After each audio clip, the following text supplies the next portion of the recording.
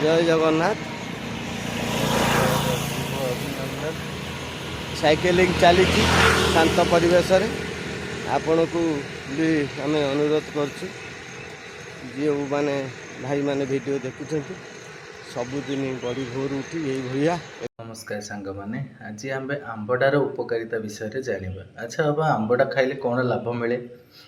से गोटे जिनस देखु आंबटा गोटे खटा जातीय फल बा परिवा भी कहीपर।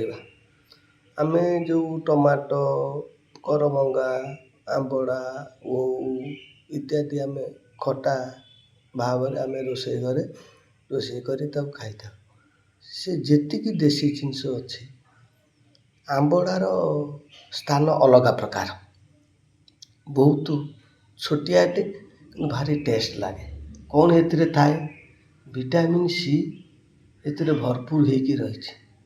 तेणु स्वादिष्ट जिनस देसी जिनस आ विटामिन सी भी प्रचुर परिमाण अच्छी और रोग प्रतिरोधक शक्ति बढ़ाई था।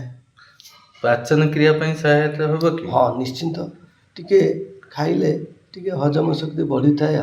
कोष्ठकाठिन्य कमाइबारे सहायक? हाँ हाँ ए फाइबर थिबारु कोष्ठकाठिन्य कमाई पारे आउ एंटीऑक्सीडेंट थिबारु शरीर को सुरक्षा भी देता है। गरम दिन शरीर को सतेज रखे कि? हाँ हाँ गरम दिन रे टिके देख ये आंबड़ार सीजन हूँ गरम दिन।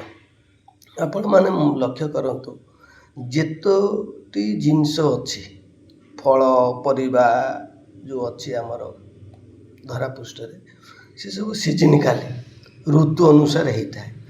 देखु आंबड़ा केमी फली कौन गरम दिन में आंबड़ा फली आपण ऋतु अनुसार विभिन्न पनीपरिया जो मिलूँ आपण ताकू खाइबा उचित।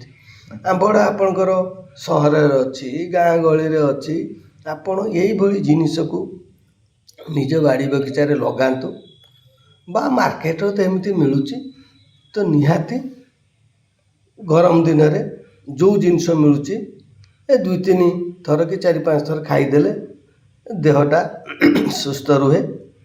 सबु प्रकार खाद्य आमको दरकार का आम बंचीचे केमिति ए पनीपरिया पाई तो जोटा लोकाली जिनस ताको आम खाइले टेस्ट भी लगे एवं शरीर सुस्थ भी रुहे। तो आपण माने यही पनीपरिया सीजनिकाली जोड़ा मिलूँ आपण खातु निजे सुस्थ रुहतु आ निजे सुस्थ रही समाज सुस्थ रहिबो। वीडियोटी भल लगे लाइक शेयर एंड कमेंट करंतु।